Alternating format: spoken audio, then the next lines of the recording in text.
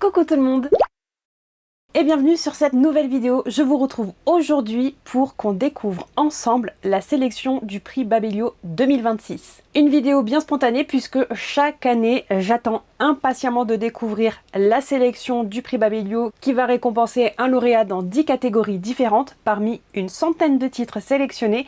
Et chaque année je vous propose une vidéo pour découvrir ensemble la sélection, puis une autre vidéo lorsque les lauréats sont annoncés pour, là aussi, les découvrir ensemble. Donc évidemment, je suis hyper excitée, d'autant plus que je viens de faire 600 km en voiture, je suis fatiguée. Et en plus, je me suis interdit de regarder mon téléphone puisque j'ai vu que vers 14 h a été annoncée la sélection. Je suis arrivée à 15 h 30, j'ai vu que la sélection était annoncée, j'ai fait « Ok, je zappe mon téléphone ». Donc depuis, je n'ai regardé aucune notification, j'ai même pas regardé l'heure, c'est vous dire, pour être sûr de ne pas me spoiler et pour être sûr de découvrir ça en vidéo, là tout de suite maintenant avec vous. Je suis évidemment armée de mon ordinateur, donc on va voir ça au fur et à mesure, mais d'abord un petit rappel de ce qu'est la sélection du prix Babelio pour celles et ceux qui ne connaîtraient pas encore. Je vous le disais à l'instant, c'est une sélection qui va proposer une centaine de titres différents, répartis dans 10 catégories différentes. Et ce sont les utilisateurs de Babelio qui votent. À partir d'aujourd'hui, on est le dimanche 10 mai et on a jusqu'au 26 mai pour faire entendre notre voix. La sélection se base sur 2 critères. Le premier, c'est que le livre a été obligatoirement publié entre le 1er octobre 2025 et le 1er mai 2026. Et le deuxième critère, c'est que le livre doit avoir minimum 4 étoiles sur 5. C'est pas aussi facile que ce qu'on pourrait penser. Chaque année, on va retrouver des titres très populaires, des auteurs et autrices très populaires, mais il y a aussi et souvent des livres que je ne connais pas ou qui ne me tentaient pas plus que ça, mais de les découvrir dans la sélection, je me dis que peut-être ça peut le faire pour moi. Et chaque année, je propose aussi du contenu par rapport à ce prix Babelio où je lis une partie de la sélection ainsi qu'une partie des lauréats et je vous dis ce que j'en ai pensé. Donc chaque année, je me retrouve à découvrir des pépites, à être déçue par des livres dont j'attendais beaucoup. Finalement, c'est toujours une expérience assez imprévisible. Avant qu'on se lance dans la découverte, je voulais vous préciser parce que je me suis noté quelques petits titres qui rentrent dans ces critères-là et où je pense qu'il y a quand même une forte probabilité qu'ils se retrouvent dans la sélection. Donc je vais juste les énumérer, je vais pas vous donner les résumés, tout ça, sinon on va pas s'en sortir. Et je vais vous donner les titres aussi de façon un peu pêle-mêle parce que souvent, il y a certains titres qui sont assez transversaux si vous voulez au niveau des genres. Par exemple, la romantaisie. Est-ce que Babelio va classer ça dans de la romance ou est-ce qu'il va classer ça dans de l'imaginaire? Et en plus, si c'est de la romantaisie jeune adulte, il peut aussi se retrouver dans le jeune adulte. Donc il y a des titres où je me dis il y a de forts potentiels qui se retrouvent dans la sélection, mais après dans quelle catégorie, je serais incapable de vous le dire. Bref, je serais très déçue si on ne retrouve pas le tome 3, le tome final de l'Empire de l'Aube de J. Christophe. C'est d'ailleurs justement via le prix Babelio que j'avais commencé à lire cette série, puisque le tome 2, si je me trompe pas, avait été sélectionné il y a 2 ans en arrière. Pareil pour Dungeon Crawler Carl, l'année dernière le tome 1 était dans la sélection imaginaire et c'est comme ça que je me suis lancée et vous le savez, c'est l'une de mes séries préférées de tous les temps. Donc là je serais clairement extrêmement déçue de ne pas retrouver un tome de Dungeon Crawler Carl dans la sélection. Vous êtes prévenus, si DCC n'est pas quelque part, je tape un scandale. Gros potentiel aussi pour The Will of the Many de James Islington, Alchemized de Seng Ling Yu, Blood of a Bright Heaven de M.L. Wang, Heureux comme jamais de Guillaume Chamanadian, un livre qui est dans mon radar depuis qu'il est sorti. J'ai pas encore passé le cap de me l'acheter, mais j'ai très envie de le découvrir. Et clairement, s'il est dans la sélection, je vais pas tarder. Dans tout ce qui est imaginaire toujours, Red City de Marie-Lu qui a fait un carton, un tabac quand il est sorti et qui me fait très envie aussi. Le Chevalier et la Phalène de Rachel Gillig, le premier tome de sa nouvelle duologie, pareil, ça a fait un carton. Et je crois qu'au niveau imaginaire, c'est tout ce que je me suis noté. Non, il y a aussi Féroce Déférence qui est le préquel de Divine Rivalité de Rebecca Ross. Donc ouais, imaginaire, c'est tout ce que je me suis noté. Et pour le reste, je vois bien 7 jours avant la tombe, le nouveau roman de... Oh, comment elle s'appelle déjà ? Holly Jackson. Je serais pas étonnée du tout si on retrouve aussi Les Fantômes de Shearwater de Charlotte McConaghy que j'avais lu en fin d'année dernière sous son titre VO Wild Dark Shore qui était incroyable et qui a reçu un prix il y a pas très longtemps. Je crois que c'était le prix des libraires. La Sage-Femme et la Rivière aussi. Alors c'est marrant parce que c'est un titre que j'avais repéré en VO il y a un moment. C'est The Frozen River et je m'étais dit oui, à l'occasion s'il sort en VF je le lirai un jour. Sauf que je me suis jamais renseignée sur le sujet et en fait ça fait un moment qu'il est sorti en français sous ce titre-là, donc La sage-femme et la rivière. Donc pourquoi pas. La correspondante aussi me fait énormément envie. Pour celui-ci, j'étais pas allée vérifier s'il avait ses 4 étoiles minimum, mais en tout cas en anglais il fait un carton. Et le dernier titre que je me suis noté, c'est de la non-fiction, c'est le roman de Gisèle Pellicot et La joie de vivre. Franchement là pareil, s'il n'est pas dans la sélection, je serais extrêmement étonnée. Bref, je vous propose qu'on se lance tout de suite dans le sujet, qu'on démarre. Pour rappel, 10 catégories. Évidemment, il y en a certaines qui m'intéressent plus que d'autres et évidemment, vous me connaissez maintenant, ma préférée, c'est la catégorie imaginaire, donc on va la garder pour la fin. De toute façon, Babelio fait ça par ordre alphabétique, donc quand je vais aller ouvrir la page du prix Babelio, ça va d'abord m'ouvrir celle de la bande dessinée. Donc on va voir ça tout de suite, mais clairement, c'est une catégorie qui ne m'inspire pas plus que ça. Chaque année, je le redis, mais les bandes dessinées, les mangas et jeunesse, en règle générale, ce sont des formats, des genres, des supports qui ne me conviennent pas. Donc je vous les montre quand même, au cas où si vous ça vous intéresse, et au cas où il y aurait des choses qui m'intéresseraient, mais j'en attends pas grand chose. Bref, c'est parti pour la catégorie bande dessinée. J'ai l'impression que je vois des choses où je suis pas forcément étonnée.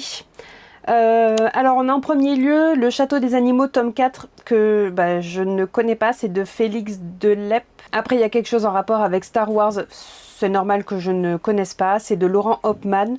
On a Brume tome 4, La Nouvelle Sorcière de Jérôme Pellissier, je connais pas non plus. Silent Jenny de Mathieu Bablé.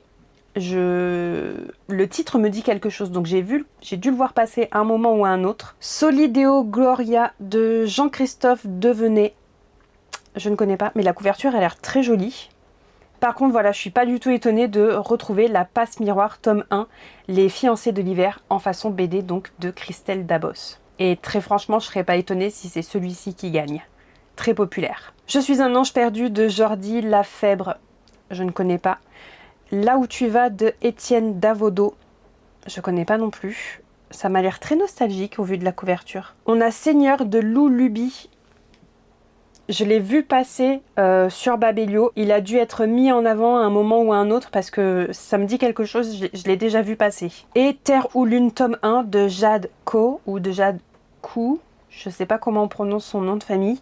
Je l'ai vu passer aussi et il me semble bien qu'il est aussi mis en avant dans tout ce qui est critique littéraire journalistique. Donc là pareil, je vous avoue que je serais pas trop étonnée de le voir sortir vainqueur. Mais bon, forcément, comme je vous disais, bande dessinée, je suis pas trop une référence. Donc à partir de maintenant, je vais suivre l'ordre et on va juste garder imaginaire pour la fin. C'est parti donc pour la littérature française. Là, j'en attends pas grand chose, mais je vois des noms quand même pas mal connus de la littérature française. J'ai l'impression que je suis pas vraiment surprise si vous voulez. On va retrouver Philippe Besson avec Une pension en Italie. Pas de surprise. Le suivant, je ne le connais pas, c'est Hors champ de Marie-Hélène Lafont. Celui d'après, je crois que je l'ai déjà vu passer. Le jour où Rose a disparu de Julien Sandrel. Danser sur vos pas de Sophie Rouvier. Le visage de la nuit de Cécile Coulon, je l'ai vu pas mal passer. J'ai jamais lu cette autrice, donc du coup je sais pas du tout si ça pourrait me plaire ou pas. Mais je l'ai vu pas mal passer. Dans la jungle d'Adeline Dieudonné. On a aussi Le prieur de Bethléem de Yasmina Kadra. Celui-ci je l'ai pas vu. On l'appelait Benny Diamond de Michael Ditcher. Je connais pas. Malgré tout ce qui nous sépare de Sophie Talmen. Sophie Talmen, je suis pas étonnée de la retrouver. C'est quand même un grand nom de la littérature française actuelle.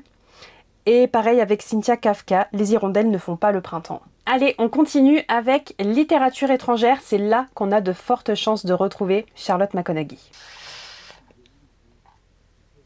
Ah, je suis devin, c'est pas vrai. Ah, je suis trop contente.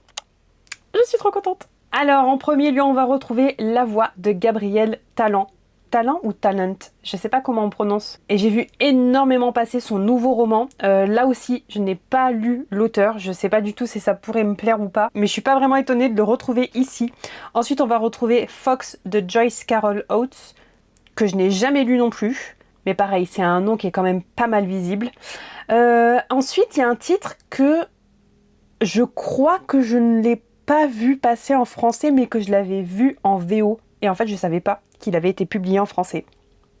À voir si je confonds pas avec un autre titre. C'est Les 7 vies extraordinaires de Devi Kumani, écrit par Vikas Swarup. Je suis quand même quasi sûre que c'est celui-ci. Et franchement, si c'est le cas, ça me tente bien de le découvrir. On va aussi retrouver À la chaîne d'Eli Cranor. Ça, alors je connais pas du tout, mais je vous avoue que la couverture m'inspire pas mal, polar et thriller. Ensuite, on a La dernière chanson d'amour de Lucinda Riley. Pareil, un nom très connu, donc pas forcément étonnée de la retrouver ici. Par contre, ce roman-là, je l'ai pas vu passer. Ensuite, Les fantômes de Shearwater de Charlotte McConaghy. Il y a de très fortes chances pour que je vote pour celui-ci parce que c'était vraiment... c'était super beau. American Spirits de Russell Banks. Je ne l'ai jamais vu passer. Les Sœurs Blue de Coco Mellors. Il est sorti il n'y a pas très longtemps, non? En tout cas, je ne l'ai pas encore lu, mais j'ai son autre titre dans ma pile à lire depuis facile 2 ans, et donc que j'ai toujours pas lu. Donc je sais pas si ça pourrait me plaire ou pas. Ensuite, on a La correspondante, donc de Virginia Evans. Je suis trop contente parce qu'en plus je l'ai acheté hier en occasion, donc je ne l'ai pas encore reçu. On croise les doigts pour que je le reçoive et que je l'ai lu avant le 26 mai, mais ça me paraît peu probable. En tout cas, il me fait extrêmement envie. Et on a enfin Diable Blanc de James Robert Baker, qui est sorti chez les éditions Monsieur Toussaint l'Ouverture. Et depuis qu'il est sorti, je me dis, franchement, avec cette maison d'édition, ça tombe toujours super bien, donc... peut-être que je peux tenter un nouvel auteur avec eux, et en tout cas, ça me fait bien envie. Par contre, je serais incapable de vous dire de quoi ça parle. Et vraiment, je suis super contente pour Charlotte McConaghy. Je vais surligner ceux où j'ai eu juste. Là, Olivia commence à avoir du pif à force. Allez, catégorie suivante. Oh, polar et thriller. Est-ce qu'on va retrouver un Freda McFadden cette année? Parce qu'elle y était pas l'année dernière, et je crois même qu'elle y était pas l'année d'avant. Ça pourrait être intéressant, et en même temps, c'est bien si elle laisse de la place aux autres. Et est-ce qu'on va retrouver Stephen King? Il a très certainement sorti quelque chose cette année. On va voir. Ouh, il y a des choses très intéressantes là-dedans. Il y en a un dans ma pile à lire. Ah, ça tombe très bien parce qu'en plus je pense que je vais l'aimer. Oh, intéressant, intéressant. Alors, on va y retrouver ici de Johanna Gustafsson, que je ne connais pas. Par contre, il y a 12 ans après de Lisa Gardner, qui est dans ma pile à lire, qui est d'ailleurs dans ma pile à lire audio, parce que j'ai découvert cette série en audio l'année dernière justement, et grâce à la sélection Babelio aussi. C'était le tome précédent qui était dans la sélection et qui n'avait pas gagné, alors que je l'avais adoré. Après, on a Love Mom d'Iliana Xander, que j'ai vu énormément passer aussi, et je vous avoue que si je le lis, j'en attends beaucoup. Puis on va retrouver Lisa Jewell, qui là aussi était dans la sélection l'année dernière et qui n'avait pas gagné, avec son nouveau titre « Ne le laissez pas entrer ». D'ailleurs, petite précision, pour faire partie de la sélection, il faut que l'auteur ou l'autrice n'ait pas gagné l'édition précédente. Par exemple, dans Polar et Thriller l'année dernière, c'était Pier Giorgio Pulici qui avait gagné, donc forcément, il ne peut pas être dans la sélection cette année. Bref, retournons à cette sélection actuelle. On va retrouver Une unique lueur de Fred Vargas, que je n'ai jamais lu. Un autre qui me tente pas mal, je saurais pas trop vous dire pourquoi, à part que je l'ai vu énormément passer et du coup j'ai envie de le lire. C'est La voisine sans histoire de Liz Nugent, Cache-cache de Soren Sveistrup. Désolée, j'écorche pas mal aujourd'hui. On va retrouver aussi Le garçon éternel de Jérôme Loubry. Il me semble bien que je l'ai vu un petit peu passer sur les réseaux sociaux. Et ensuite, on a 2 titres qui m'interpellent pas mal. Le roi des cendres de S.A. Cosby. Je n'ai jamais lu cet auteur, mais le titre en VO, King of Ashes, je l'ai vu passer un petit peu sur le booktube anglais de personnes qui ne lisent pas forcément des thrillers, mais qui ont lu celui-ci et qui ont été complètement conquis par le style d'écriture de l'auteur. Donc je me dis pourquoi pas. Et ensuite on a Une enquête d'Emma Fauvel, Sécher tes larmes de May Lepage. Donc j'imagine que c'est un tome dans une série et on va suivre peut-être soit une même brigade de policiers, de gendarmes, ou peut-être même la même personne, le même personnage principal. Je sais pas trop. Là en tout cas dans cette sélection, même s'il y en a au moins la moitié que je ne connaissais pas, je me dis il y a du potentiel. Alors, bande dessinée, on l'a vu. On va s'intéresser à la sélection manga, même si, comme je vous disais précédemment, je vais vous en parler, mais je le lirai très certainement pas. Et comme je m'y connais absolument pas en manga, je serai incapable de vous dire lequel pourrait gagner. Alors, on va y retrouver Mon petit nid douillet de Chiaki Ida, Le garçon et le dragon d'Hidonaka. On a le tome 2 de The Strange House de Utseku. Eh, attendez, ça s'est pas sorti en version roman. Le nom de l'auteur et le nom de Strange House, ça me dit quelque chose. J'ai l'impression, je vais vous mettre les couvertures ici, qu'il y a des romans qui sont parus, donc façon polar et thriller. Et d'ailleurs, il m'intéresse pas mal. Je savais pas du tout qu'il y avait un format manga. Et du coup, c'est quoi l'origine? C'est le roman ou c'est le manga? Ensuite, il y a le tome 8 de Seule la mort atteint la vilaine. Puis un premier tome de série avec Gêne aux pieds nus de Keiji Nagasawa. Un tome 9 avec Hirayasumi de Keigo Shinso. Un tome 5 avec Les Noces des Lucioles d'Oreko Tachibana. Un tome 2 avec Instinct d'Inox Tag. Le tome 1 d'Ishi the Witch de Shiro Uzazaki. Et le tome 2 de Under the Oak Tree de Namu. Bon bah sans surprise, le seul que je connais, et encore parce que je l'ai vu juste énormément passer, c'est Seule la mort attend la vilaine. Donc bon, je me dis, peut-être que c'est lui qui va gagner, mais en même temps, encore une fois, j'y connais rien. Allez, passons à la catégorie jeunesse.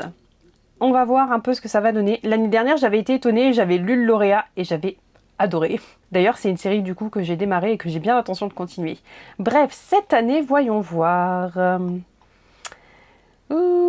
Première vue, je connais rien du tout. Pas étonnant. Il y a le tome 4 de Nevermore qui s'appelle Silverborn de Jessica Townsend.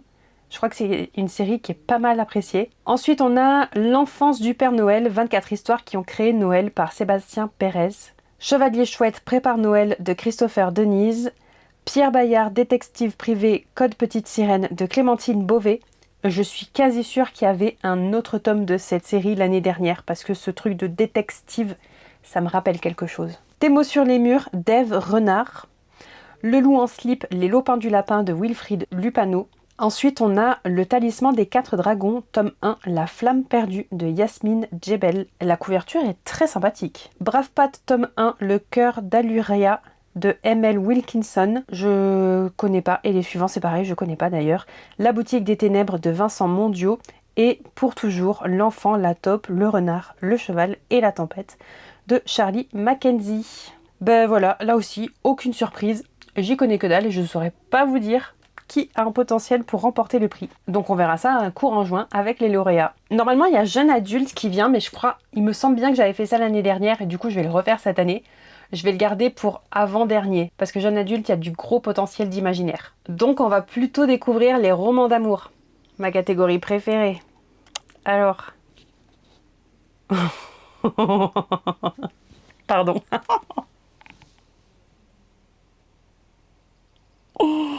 Oh, très peu de surprises parce qu'on va retrouver Morgane Moncomble avec sa nouvelle série La Révolte de la Reine. C'est la série Inheritance, tome 1. C'est pour ça que j'ai rigolé, hein, parce que je suis pas du tout surprise. On a Valentina, tome 4 d'Azra Reed. J'ai l'impression que chaque année, il y a un tome de Valentina. La maison des pancakes aux fraises de Laurie Gilmore. Là aussi, je suis pas du tout surprise. Par contre, j'ai l'impression que c'est juste ultra populaire parce que c'est mignon. Mais que niveau intrigue, ça casse pas trois pattes à un canard. En tout cas, c'est ce que j'ai entendu dire. Ensuite, on a Fou de la Reine de Quentin Jarnot, que je ne connais pas, mais on avait vu cet auteur avec Liv dans le premier épisode de notre podcast. Je sais plus si c'était avec ce roman-là ou pas, mais en tout cas, le nom de l'auteur me dit quelque chose. Un autre que je ne connais pas par contre, c'est J'ai kidnappé un mafieux pour Noël de Kate Lees. Ensuite, on va retrouver encore un tome 1 de série avec Les Yakuza tome 1, L'Impératrice d'Aya Estrella. Campus Agency tome 2, Out of My Mind de Lily Bay. J'ai l'impression que là aussi, l'année dernière ou une autre année, il y avait déjà un tome de cette série. Our Vicious Lies de Lila Mars. Je connais pas. Majesty, tome 3, Dark Majesty de Delinda Dane. Je connais pas. Par contre, si c'est celui-ci qui gagne, vu que c'est un tome 3, comptez pas sur moi pour le lire. Et enfin, on a Tempted d'Ariel Hera, que je ne connais pas du tout. Je l'ai pas vu passer. Je saurais pas du tout à quoi m'attendre. Bon, en tout cas, pas étonné de retrouver Morgane Moncomble et Laurie Gilmore. Très populaire. Très populaire. Allez, passons à la non-fiction et allons voir si Gisèle Pellicot sera là cette année. Eh ben oui, je suis trop forte, que voulez-vous?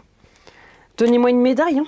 Alors, on retrouve d'abord La Preuve de Stéphane Alix. Je sais pas du tout ce que c'est, mais j'ai l'impression que ça a l'air scientifique. Non, je vois le sous-titre, Les morts nous parlent. donc plutôt du paranormal. Ouais, why not? Ensuite, Et la joie de vivre de Gisèle Pellicot. Donc du coup, je ne serais pas du tout étonnée qu'elle gagne le prix Babelio 2026 catégorie non-fiction. Nulle y part et alors Être sans enfant de Chloé Delhomme. Ça m'intéresse, je vous le cache pas. Mon premier Vendée Globe, Carnet de bord de Violette d'Orange. Ensuite, on va retrouver Les milliardaires ne payent pas d'impôt sur le revenu et nous allons y mettre fin de Gabriel Zuckman. Donc ici, j'imagine plutôt un essai politique. Les lumières sombres, comprendre la pensée néo-réactionnaire d'Arnaud Miranda. L'Empire, enquête au cœur du rap français de Johan Tillouin. Pour ne pas disparaître de Gabriela Papadakis. Ah bah oui, oui. Bah finalement, je devrais pas être étonnée de le retrouver ici. Là aussi, je suis assez curieuse finalement. Logocratie de Clément Viktorovitch. Comment nous sommes déjà sortis de la démocratie. Et enfin, on va retrouver Douceur de la musculation de Martin Page. Et en fait, la couverture est un véritable sous-titre à elle toute seule, puisqu'en réalité, il apparaît Douceur de la musculation pour les artistes, les queers, les femmes, les inadaptés, les vieux, les handicapés, les neuroatypiques, les parents, les pauvres, les non-conformes, les dégoûtés du sport. Eh ben, j'avoue, c'est assez curieux. Eh ben pourquoi pas. Je vous avoue que je suis pas mal intéressée pour découvrir Nulle y part et la biographie de Gabriela Papadakis. Je sais pas trop pour Gisèle Pellicot parce que j'ai franchement peur que ça me mette hyper mal à l'aise et que ça me donne encore plus d'anxiété envers la société, surtout envers les hommes. À voir. À voir. Allez, on a donc gardé le meilleur pour la fin. Il est temps de découvrir la catégorie jeune adulte. Et peut-être se donner un petit avant-goût de la catégorie imaginaire. Je m'attendais à plus de palpitations que ça. Non, mais en fait, je vous dis ça, mais il y en a quand même plusieurs que j'ai déjà vu passer. C'est juste que je m'attendais à retrouver des titres que j'attendais vraiment. On a par exemple le tome 1 de Dissidente de Tosca Nourri. Celui-ci, je l'ai vu passer à plusieurs reprises. Le tome 2 de Cold Case Academy avec La marque du tueur de Jennifer Lynn Barnes. On l'arrête plus celle-là, non? On l'arrête plus. Le tome 2 de Podam avec Les braises de la reine d'Aude Ziegelmeyer. On va retrouver aussi Woke Up Like This d'Amy Léa. Je crois que je l'ai jamais vu passer. Le fracas des envolées de Neil Pfeiffer. Oui, je l'ai déjà vu passer. Et je sais pas du tout de quoi il s'agit, mais j'aimerais bien découvrir. Infiltré dans la Cupidon Squad de Maëlle Dessart. Ça va sûrement partir dans de la romance. Pas pour moi, pas pour moi. Les mystères de Byton Cove. La nuit de la disparition de Laetitia Sivi. Pareil, j'adore la couverture. Après, on va retrouver Noël au Café des Oracles d'Aurélie Gerlach. Je l'ai déjà vu passer. Il me semble bien qu'il y a au moins une personne qui m'a dit qu'elle l'avait lu. Et par contre, je sais plus si elle avait apprécié ou pas. Mais je suis quasi sûre qu'il y a quelqu'un dans les commentaires qui m'a dit qu'il l'avait lu. Rosace et Dragons de Yelena. J'adore aussi la couverture. Par contre, je crois que là, c'est vraiment pas fait pour moi. Et enfin, Juste une fille d'Élise Giraudot. J'ai quand même l'impression, dans sa globalité, que c'est du jeune adulte, très jeune adulte. Vous savez, des fois, le jeune adulte, c'est un peu border. Oui, c'est jeune adulte, mais c'est jeune adulte 18 ans, 16, 18 ans. Là, j'ai plutôt l'impression que c'est du jeune adulte 16 ans et moins. Ce qui après n'est pas forcément une critique, hein, c'est juste une remarque. Bon, allez. Imaginaire. Imaginaire. Je vous le rappelle, il n'y a pas Dungeon Crawler Card, je pète un câble. J'ai trop peur.